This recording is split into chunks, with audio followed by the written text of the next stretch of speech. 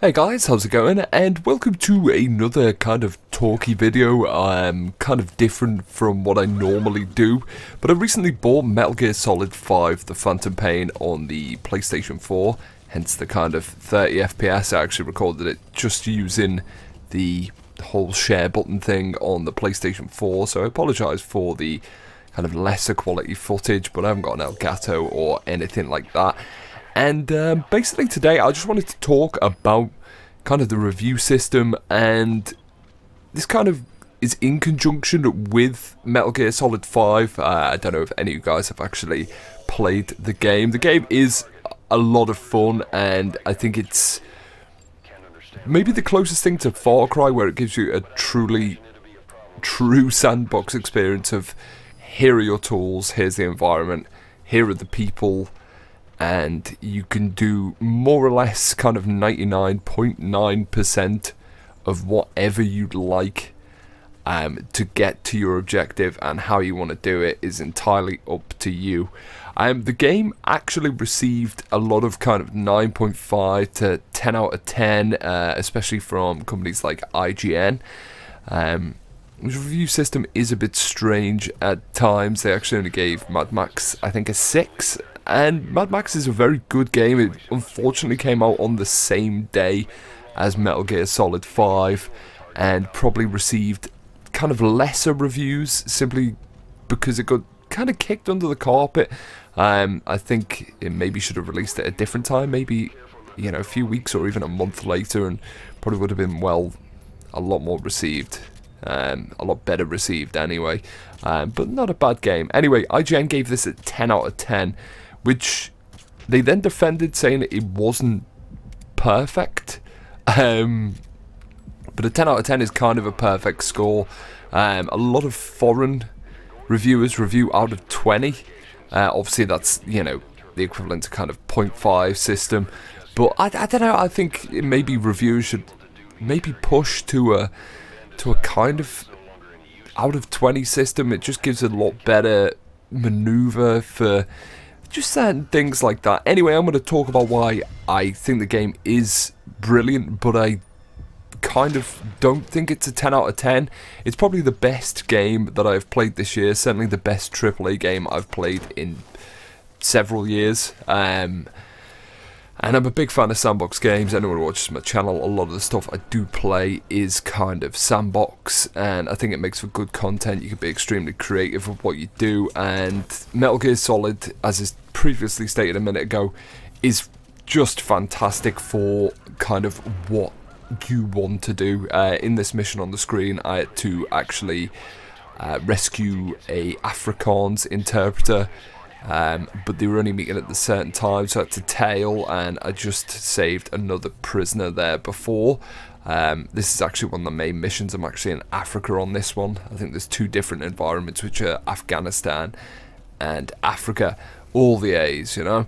And the game is just cool. I mean, I'm just strolling around there, infiltrating an outpost where this interpreter allegedly is.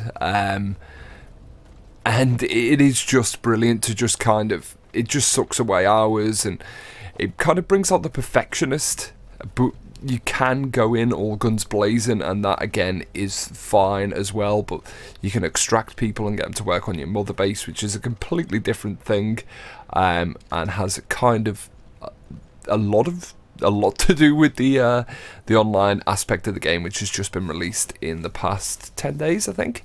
Obviously depending on when you're watching this.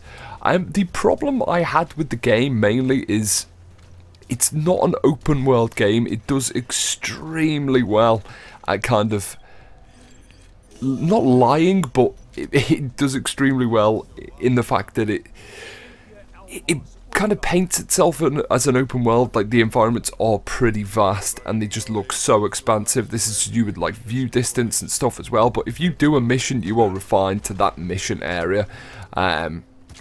You cannot do other things, I think, unless you're on side missions where you can then go and you can either get extracted or you can just carry on doing whatever you want to do. So nice little tactical takedown there.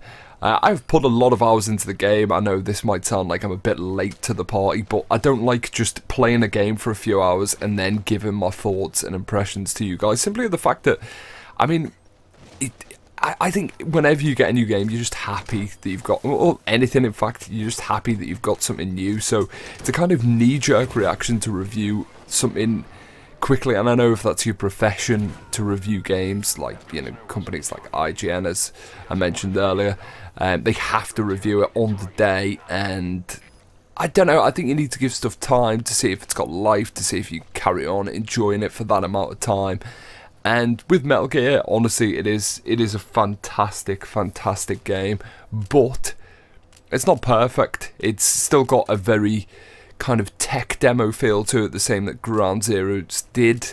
I mean, it's nowhere near the kind of rip-off that Ground Zeroes was, because that was just fucking ridiculous to actually charge money for that for a demo, essentially. But it's still, there's no story, it's very linear. But having said that, the game does kind of make up for it for the amount of stuff you do, and I think an in-depth traditional Metal Gear Solid story might have cluttered the game slightly, and I don't think they got the balance correct. I mean, there's rumours that the game wasn't actually finished, and at the end it's very strange.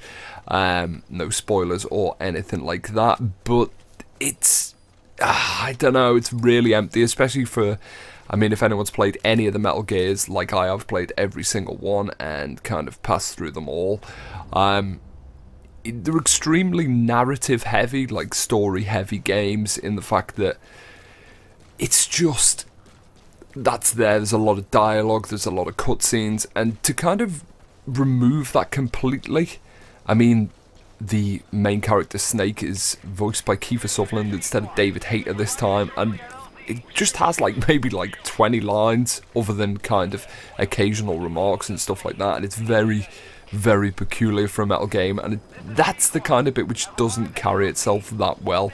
Obviously Hideo Kojima's now left, so whether they make another one and maybe adjust that, I'm not too sure. I mean, it's got a lot of Hideo Kojima in there, in the fact that it's really, there's just some strange bits, like at the beginning of every mission it says who it's starring, it'll say like the African military, and, you know, or African military combatant unit, and that's kind of peculiar, and it kind of gives like logos for what glasses people are wearing and just all sorts of weird shit.